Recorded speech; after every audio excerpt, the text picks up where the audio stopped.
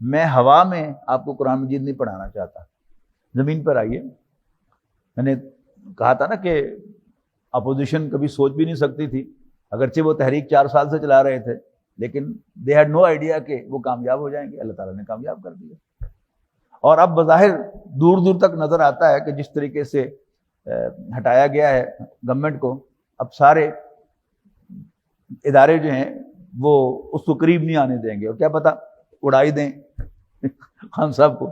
اور یہ کہ بہرحال امریکہ کی پالیسی تو جانی پہچانی ہے، اگر واقعی جیسے کہا جا رہا ہے کہ وہ امریکہ ہے، اس سے بھی کوئی بعید نہیں ہے۔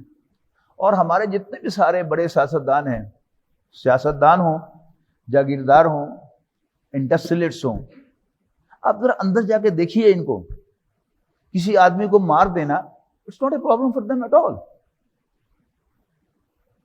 ٹھیک ہے نا؟ جو آدمی وہ آپ کو سنایا تھا نا واقعہ کہ ایک ہاری جو ہے وہ کسی زمیندار کے سامنے، جاگیردار کے سامنے بولا، تو جو اس کو ایک کوٹھا دیا ہوا تھا جس میں وہ بال بچوں کے ساتھ رہتا تھا، تو اس کو باہر سے کنڈا لگا کر پیٹرول چھڑک کر اس کو وہیں پر جلا دیا۔ ایسی کئی مثالیں ہیں، تو کچھ بعید نہیں ہے ان پر۔ یہ فلور آف دی ہاؤس پر، وہ تو میں نے آپ کو آیت کے حوالے سے بتائی تھی نا بات، کہ باقاعدہ سورہ بقرہ ہم نے وہ آیت پڑھی تھی کہ ان میں سے کچھ وہ بھی ہے کہ جب وہ خطاب فرماتے ہیں تو اللہ تعالیٰ کو گواہ بنا کر کہتے ہیں کہ ہمارے جیسا کوئی انسان دوست دنیا میں پیدا ہی نہیں ہوا، لیکن جب وہ گھر کو لوٹتے ہیں تو نسل اور کھیتی کو ہلاک کرتے ہیں، تباہ کرتے ہیں۔ بہت ظلم ہے، بہت ظلم ہے، لیکن بہرحال کوئی بعید نہیں ہے ان پر، اور کچھ بعید نہیں ہے۔ یعنی ہر وہ شخص کہ جو حق کی بات کہتا ہے، اسے ذہنی طور پر تیار رہنا چاہیے کہ پھر میری جان بھی لی جا سکتی ہے۔ جو شخص حق کہنا چاہتا ہے اور جان دینے کے لیے تیار نہیں، اس کا مطلب میرے نزدیک یہ ہے کہ وہ حق کہنا ہی نہیں چاہتا۔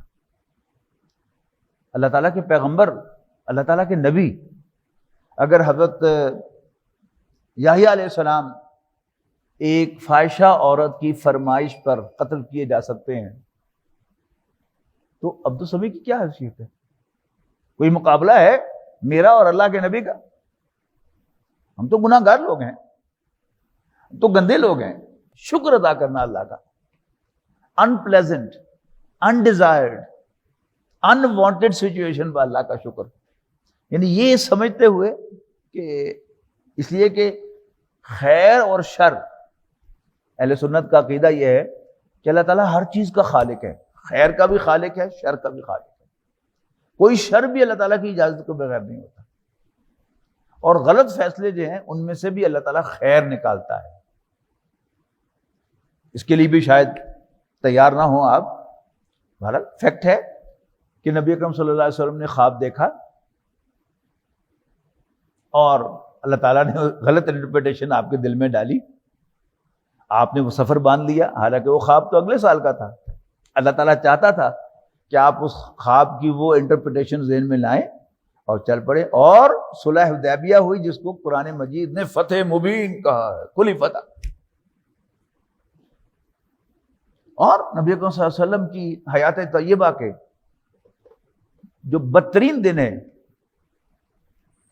سیرت پڑھیں گے تو آپ کو اندازہ ہوگا، میرے نزدیک سیرت النبی کا سب سے زیادہ ان پلیزنٹ اور ان وانٹیڈ، ان ڈیزائرڈ واقعہ نبی اکرم صلی اللہ علیہ وسلم کے نقطہ نگاہ سے، وہ نبی اکرم صلی اللہ علیہ وسلم کا خاندان بنو ہاشم سے نکالا جانا۔ وہ کیوں ہوا؟ ابو طالب کو اللہ نے بلا لیا، جو کام اللہ تعالیٰ نے ابو طالب سے لینا تھا وہ لے لیا۔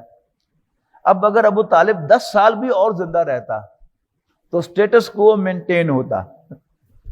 اللہ تعالیٰ اب نبی اکرم صلی اللہ علیہ وسلم کو ایک نئے باب میں داخل کرنا چاہتا تھا، اس کے لیے ابو طالب کو بلا لیا۔ پھر ابو لہب کو خاندان کا سربراہ بنایا۔ یہ نہ کہا کریں کہ پھر ابو لہب خاندان کا سربراہ بن گیا، ان ڈیپتھ یا کہہ بھی دیں تو دل میں ہو کہ پھر اللہ تعالیٰ نے ابو لہب کو خاندان کا سربراہ بنا دیا، اور پھر ابو لہب کے ذریعے نبی اکرم صلی اللہ علیہ وسلم کو خاندان بنو ہاشم سے نکلوا دیا۔ جو کہ خاندان بنو ہاشم سے نکال دیے گئے، لہذا دیر بائی قریش سے بھی نکل گئے. اب مکے میں نہیں رہ سکتے, طائف گئے اور وہاں جو ہوا آپ کو معلوم ہے. نبی اکرم صلی اللہ علیہ وسلم کے زمانے مبارک پر شکوہ آیا ہے. ایک انسٹنٹینیس ریئیکشن ہوتا ہے, اس سے تو انسان پاک نہیں ہے. جیسے حضور صلی اللہ علیہ وسلم کی بیٹی حضرت زینب نے بلا بھیجا آپ کو, تو آپ تشریف لے گئے, تو دیکھا کہ ان کا بچہ نبی اکرم صلی اللہ علیہ وسلم کا نواسا بہت بیمار تھا, تو انہوں نے حضور صلی اللہ علیہ وسلم کی گود میں دے دیا بچے کو. آپ یوں لے کر گود میں بیٹھے تھے کہ بچے کا انتقال ہو گیا, اس کی روح پرواز کر گئی. تو نبی اکرم صلی اللہ علیہ وسلم کی آنکھ سے ایک آنسو ٹپکا اور بچے کے چہرے پر گرا. صحابہ نے حیران ہو کر پوچھا کہ اللہ کے رسول آپ بھی رو رہے ہیں؟ آپ نے فرمایا ہاں, یہ تو محبت ہے جس کی وجہ سے ماں اپنے بچے سے پیار کرتی ہے, لیکن ہماری زبان وہی کہے گی جو اللہ کا حکم. تو وہ واقعہ ہوا. اس کے بعد اللہ تعالیٰ نے معراج کرائی طائف کے بعد, اور اس کے بعد پھر 2.5 سال کے بعد آپ منتقل ہو گئے مدینہ منورہ. یعنی مکے میں تو جگہ نہیں تھے نا, تو یہ کیا تھی؟ اللہ تعالیٰ کی پلاننگ تھی. تو جو بھی واقعہ ہو اس پر اللہ تعالیٰ کا شکر ادا کیجیے. ابھی ہم نے پڑھا نا اسی آیت میں, اسی صورت میں پڑھا ہے, لئن شکرتم لازیدنکم, اگر تم شکر ادا کرو گے تو ہم یقیناً تمہیں اور دیں گے.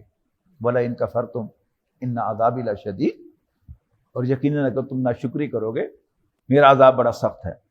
تو وآتاکم من کل ما سألتموہ وإن تعدوا نعمت اللہ لا تحصوها ان الانسان لظلوم کفار, یقیناً انسان بڑا زیادتی کرنے والا ناشکرہ ہے.